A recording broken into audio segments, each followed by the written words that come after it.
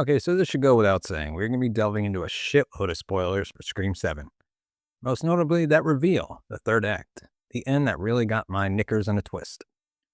So there are other certain details that I want to touch on. I'm not going to touch on everything. It's more or less just the things that really stood out to me. So as always, spoiler warning ahead. So in terms of my thoughts on the film after letting it properly digest, doing my out of theater reaction, my initial review for the first and second act, I really enjoyed it.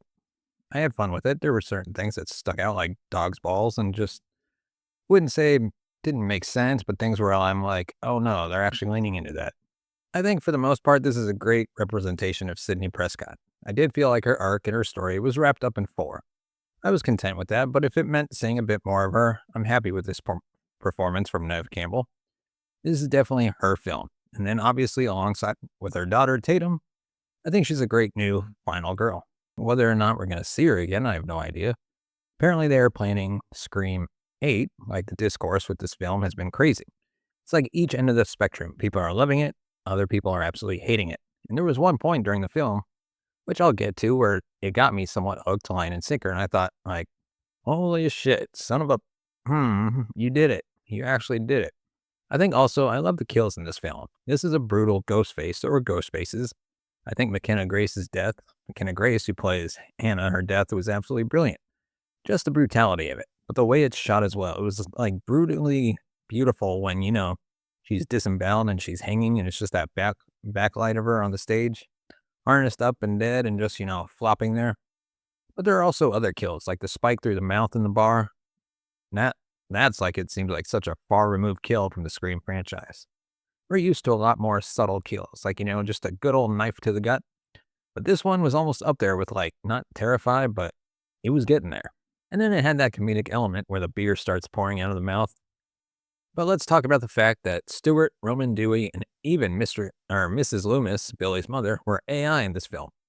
For the most part, most of us knew going in it was going to go the AI route. But there was one part of my brain that was just hoping, praying, possibly that they are alive. And just like Palpatine somehow, they returned. Most notably Stu. And I know it's the age-old tale of, is Stu alive? Is Stu dead? And it creates a lot of discourse. Sometimes very angry discourse online. But I thought, what if they actually went there and somehow he's alive? And we see in the film where Sydney gets that first call from Ghostface. She starts recording it and then requests a video call. And then we see Stu Mocker all scarred up out the front of Tatum's high school saying he's going to go in and kill Tatum, get her friends. And that's when I'm like, okay, this is clearly AI. Like, what the hell is going on here? How is he out and about?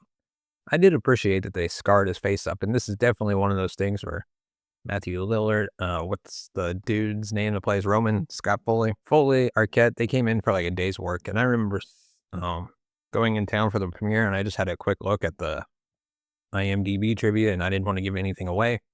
But I just wanted to look at the trivia and it said Scott Foley came in for a day and I'm like, oh no, what does this mean? And then a few scenes later, they're going over the video footage and they're like, that does not look like AI. That looks real. Like there's no, I don't know what the terminology is that they used. I forget it, but it's like, there's no shadowing, like the blending edges and everything. This doesn't look like AI. And I'm like, what if he is alive? Like, just what if? I'm like, holy shit. They got the balls to actually like say he's alive and Matthew Lillard, Stu is alive. Now, the first big encounter with Ghostface between Sydney and Tatum, where they were going through the crawl space in the walls, I love that. There was a bit of tension. Again, this is a very brutal Ghostface. The fight choreography, everything between Ghostface and the cast of characters was great. This is that, you could feel the hits, so I really appreciated that. But when that particular Ghostface gets hit by the car, that's been driven by Gale, and we got Chad, Mindy as well, I hated that reveal of Gale Weathers. It was kind of like at the end of a Marvel movie with a post-credit scene, how Skippy McDippy shows up and they're like, hey, am I late to the party? That is where I felt the rewrites really started to be front and center in this film. They had to include Chad and Mindy to kind of remind us, hey, we're aware of the events that happened in New York, and we understand that you're very shitty that Neve Campbell wasn't a part of Scream 6 and during the events in New York. And that is one of the motives of one of the killers in the film, which I will get to. But that big encounter and the reveal of that patient from the asylum, from the mental hospital, was the point I'm like going, oh God, they're going the route of it's the person we don't really give a shit about. Now, the first Ghostface killer is Carl, and we see him once in the coffee shop, and he has a weird look on his face. And even then, I'm like, oh God, what is this guy going to do? What's his deal? I'm not even invested in it. And then they unmask him, I'm like, I don't care. But then but then again, we see Sydney and Gail go to the asylum. They meet Marco, who works there, and he drops hints that there is a patient there that's been released by the name of John Doe, who's been there since the 90s. And conveniently, all of Stu's files and the burial of his body, all those documents have mysteriously disappeared. And at that point, that's when I was like, and there's like a Stu lookalike. That's at the point where I'm like, whoa, maybe, just maybe they're going that route of Stu being alive. And that was the original intention with Scream 3. Stu was going to be the puppet master behind the scenes, doing things from jail and having his disciples doing the killings as Ghostface. But the events of Columbine happened and that scrapped the idea. So at one point, it was human and it was going to be a thing. So that's when that makes me think, wow, are they leaning into this story idea now of Stu being alive and being the puppet master, but going under the name John Doe? And who knows, like a whole conspiracy theory about that? Get to the climax of the film where it takes place in Sydney's house. And this is where, to me, it's this horror show, the dam of AI and nostalgia. And remember these guys? We know we fucked up with Jenna Ortega and Miss Melissa Barrera no longer being involved, but we got these names back. And that's why I put Scott Foley and Matthew Lillard in my thumbnail. Like, we know they're in this film. They were announced publicly as part of the cast. But we see when Sydney goes back inside the house, we see Stu once again, part of the AI thing on the TV screen, then cuts to another screen, one of the iPads in her kitchen. We see Roman. And then we see Dewey as well, and Billy's mother. And again, this is just one of those things where when they're pulling out all the stops. It's like this haunted house of awful AI, and it just seems so cheap, lazy, in a way to draw people back in after what happened with Jenna Ortega, but most notably Melissa Barrera.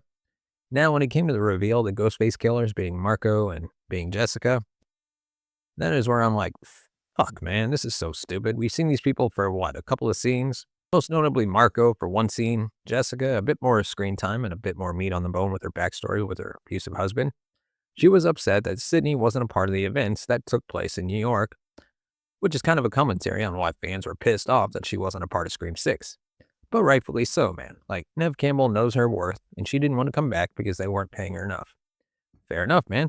She's been a big part of this franchise, and she is one of the foundation. She is one of the pillars of this franchise. But at that point, the reveal of Jessica and Marco as the killers, I'm like, yeah, you've lost me. This is where we made fun about the reveal of the Ghostface killers of the previous Scream films, where it's getting a lot more far-fetched, and it got to the point where it's now a parody and a joke of itself. And I know that has been Scream from the get-go, but Christian from Planet, what's his channel name? I forgot his name, but it's one of the top videos posted if you search for Scream 7 reviews. But he made a good point in his review. The first Scream was satirizing how silly things have gotten, but now in the Scream franchise, things have just gotten progressively more and more silly, especially when it came to the reveals. And I know it's that tongue-in-cheek approach a lot of the time, but this was the epitome of, oh my God, they did the reveal of it's the cousin's monkey's uncle jet-powered. They got pissed off one time because they did something back in 2003. It was that for me, and not getting enough time with these characters. Put a bit more meat on the bone with them in terms of scenes. Pad that out. Make us not feel something for them, but go like, okay, I understand your motive for this one, but no, this was just the laziest reveal ever. And I think that's where the rewrites were at its strongest. You could feel the rewrites. You could feel the desperation of Kevin Williamson and the other writers saying, okay, we've lost Jenna Ortega, we've lost Melissa Barrera. How the hell can we reel fans back in and reassure them that this is going to be a great installment? Let's go back and get the characters that people are so nostalgic about. Matthew Lillard, Scott Foley, David Arquette, and let's just get them in hook, line, and sinker. And because we're Scream fans, because we're horror fans, and we love all the nitty-gritty stuff, and you know, a lot of us, for the most part, find nostalgia comfort food, me being one of them. When those casting announcements were announced, I felt for it. I'm a sucker for that stuff. And that's when things and breadcrumbs were being dropped throughout the film in the asylum with Marco, a quote-unquote John Doe. I'm like, maybe he's alive. And Jessica's motivation of she explains to Sydney that after reading her autobiography, she took the conclusion that Sydney succeeded because she killed who tormented her, prompting Jessica to kill her abusive husband and also kill her son, who was very much apparently like her husband. Just really far-fetched stuff, like just going to the oomph degree of, I don't care. I was talking with a friend yesterday and they made such a good point. They're like, the Scream world has such a big sandbox to play on. They could have literally gone for a shitload of other characters that they have more meat on the bone in terms of their history, their screen time, and us investing in them as characters. But no, you choose two people that I just do not give a flying fuck about. And then Marco quickly gets shot in the head. And then Jessica gets like riddled with bullets from Sydney and Tatum. And then that's it. And then like a few minutes later, the film's over. Chad and Mindy finally get to do their news report in front of Gail. So there you go, guys. That was my verbal diarrhea with the main hit of spoilers that I wanted to talk about for Scream 7. Again, you could really feel the rewrites. You could feel the desperation with that third act, the reveal of the two Ghostface killers.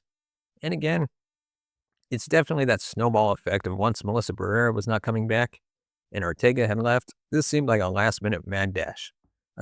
A scramble by Kevin Williamson to try and reel people back in and assure them that, no, this is going to be a good film regardless of their involvement or not.